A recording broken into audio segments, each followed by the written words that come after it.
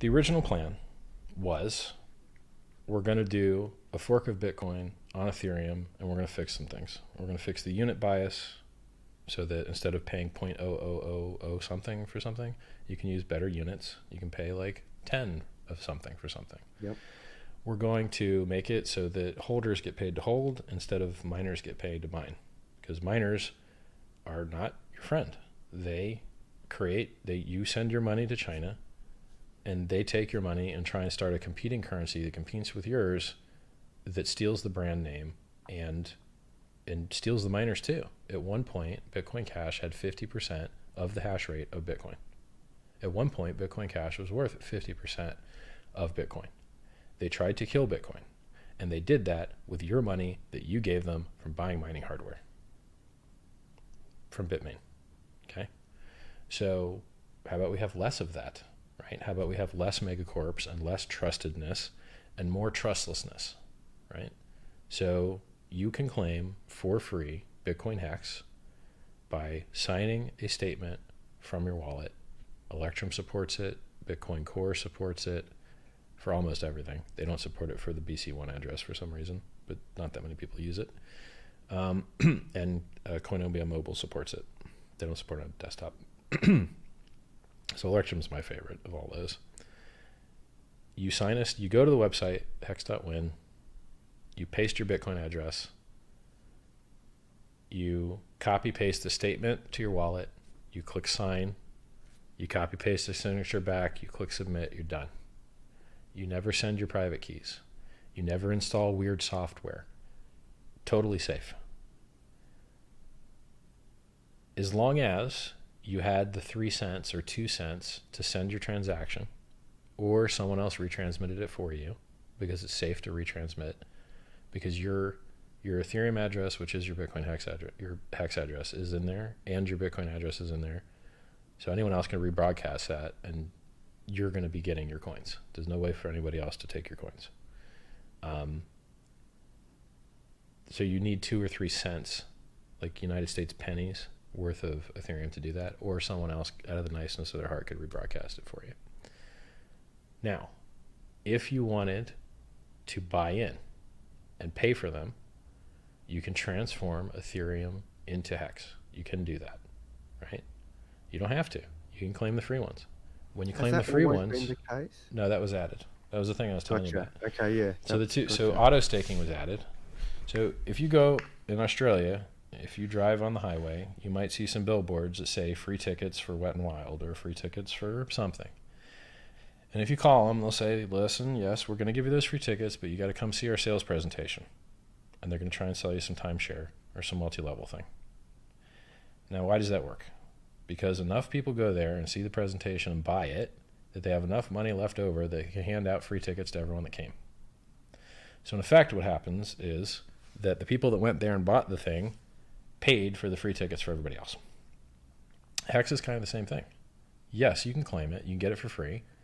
It's going to be if you claim for free, 90% of your coins are going to be locked for 50 weeks because we want you to see gains. So you're going to be locked in to that big lump sum payout that comes at the end of the 50 weeks, day 351. You're going to see those gains. You're going to see that appreciation, and you're going to see it on paper the whole way there. So come get your free coins, and we're going to show you some gains. And then after you've seen gains, you can dump if you want, all right? You can dump 10% just off the bat. Go ahead. But the rest, the 90% that's auto staked, you got to see the gains on. Now, why do we do that? Because we don't want anyone dumping their damn coins. We want the price to go up. Everything in the system is designed for the price to go up. Well, what's the opposite of the price going up? People selling. So how do you get people not to sell? They lock their coins, and they lock them for longer to get higher rewards, and you don't hand out free coins to people to just dump on you.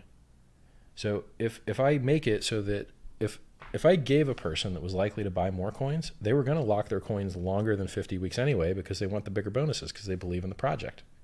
So those guys don't care about auto staking. They're going to just stake for longer anyway.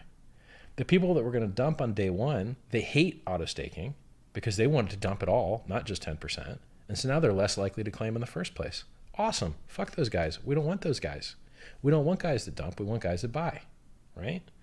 So adding auto staking is the same reason that you have to attend the sales presentation before you give the tickets. They don't give you your tickets over the phone. They don't give you your tickets at the beginning of the presentation. You'll just walk out. They make you wait. Why? Because it becomes profitable for them to do so. And we treat our onboarding system through the freemium the same way. Furthermore, do people want to pay for a thing that is free, or do they want to get an expensive thing for free? An expensive thing you get for free is very valuable. A free thing that you had to pay for doesn't feel as good. So having some place where people are willing to exchange real currency for a thing, it's useful and it's good. So if you look at the top 10, if you look at the top 100 market cap, the only successful airdrop only coin is around number 25. All of the other successful coins that had airdrops were not primarily airdropped, right? Or forked. And I guess you've got, BCH and BSV and Bitcoin, and Litecoin's also Bitcoin fork, but they didn't fork the UTXO set. They just forked the software and did a proof of work change. That's like 4 Bitcoin forks up there in the top 10. All of the other tokens, you had to pay to get them. So you could have got Ripple for free, but the majority of them were sold. You could have got XLM for free, but the majority were sold, right? So it's, to do free only token is not as powerful as free plus another onboarding method. It's just better. I'll give you another example. If you want to onboard users and people didn't have coins at the snapshot, the only way they can onboard is to buy from an exchange who is a shitty middleman, who wants to AML you, KYC you, lose your orders, charge you fees, get hacked, go down. It sucks.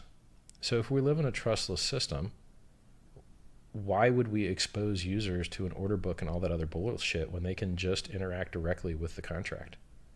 So if you can transform Ethereum into HEX directly through the contract without the middlemen, that's better. It's better, right? And it's fair. Just the way it works is about 1 billion. So there's exactly 1 billion tokens that get released day one to the transform system. The reason that it gets preceded with that billion is because all the rest of the coins are unclaimed, and you don't have your first round of unclaimed until 24 hours has passed from the launch, because then you're like, oh, well, these weren't claimed, right? So first day it gets preceded with 1 billion. Days after that, it's probably going to get around 500 million, 400 million, depending on how many people claim. If more people claim, less are available for the adoption amplifier. The adoption amplifier primarily gets fed with a copy of unclaimed coins that are getting paid to people at the end of the 350 days. So you get your coins for free. They're 90% auto-staked. 10% you can do whatever you want with. You can stake it for longer. You can dump them on market, whatever you want. The majority of the ROI, the vast majority of the ROI, is coming from being staked at day 350. A copy of the coins that are being paid at day 350 are being issued every day during that phase. If more people claim their coins, less people get paid them at the big lump sum payout at day 350, and less are available for transformation through the adoption amplifier because it just gets a copy of them. So it's another virtuous cycle where, oh, if I can get more people to claim, then the value of the coins goes up because there's less available for sale, and they get paid the stakers less later, right? It's better. If But after anyway, so day 350, is then that there's supply? no more affiliate program. There's no more 20% get in early bonus. There's no more claiming. There's no more free coins to claim. No whale can come along and claim. By the way, whales get penalized 50 to 75% from 1K to 10K coins. So if you're an exchange with a big wallet of Bitcoin and you claim, you get penalized 75%. So you can't dump on everybody.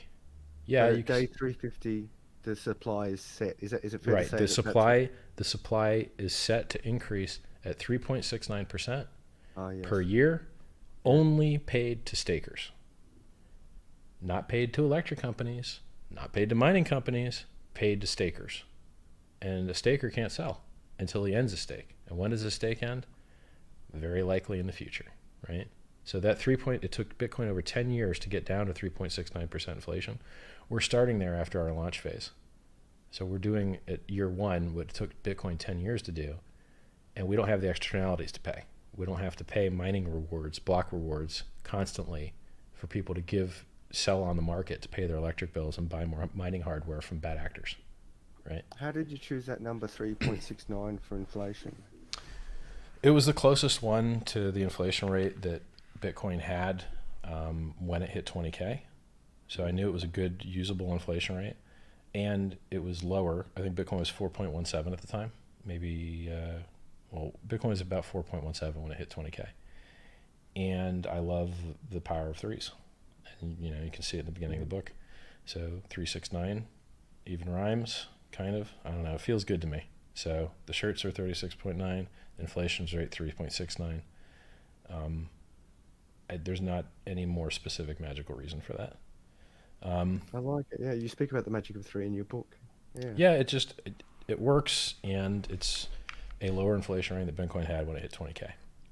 So, inflation rates in other cryptocurrencies really hurt the price because they get sold to pay for electricity because they pay mining rewards to miners. We do not pay block rewards to miners.